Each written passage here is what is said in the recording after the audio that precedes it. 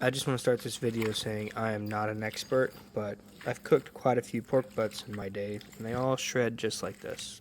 So I'm going to share with you what I do know and what's worked for me. Obviously, start with seasoning. I don't buy special rubs, I always make my own depending on how I want it to be flavored.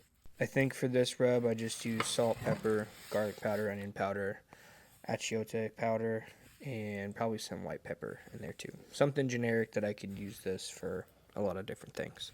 I don't ever want to flavor it too strong one way or another because this is 8.5 pounds of meat. I'm not going to eat barbecue flavored pork for 8.5 pounds worth of meals. Anyways, cover your entire butt with rub. On the fat cap, I like to score it with squares so you can get more seasoning in there, and I think it helps render that fat down throughout the process. Once you got it all seasoned, use a meat thermometer. Stick it right down the middle, and it'll help keep track of the temperature of your meat. I use a Bluetooth meat thermometer while I'm cooking, so I know what the temperature of my meat is at all times. I'm not cooking for a competition or trying to show off to my friends. I want good food at the end of the day every single time, so I use a meat thermometer.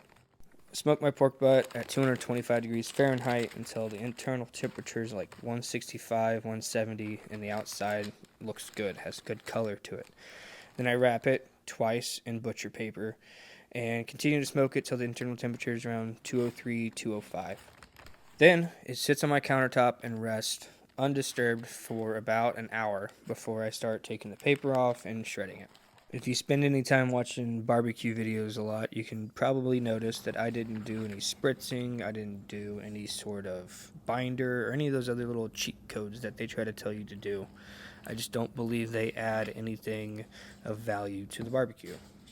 I'm not saying to not do all of those things they say. I'm just telling you I've never seen it matter at the end of the day. But do whatever works best for you.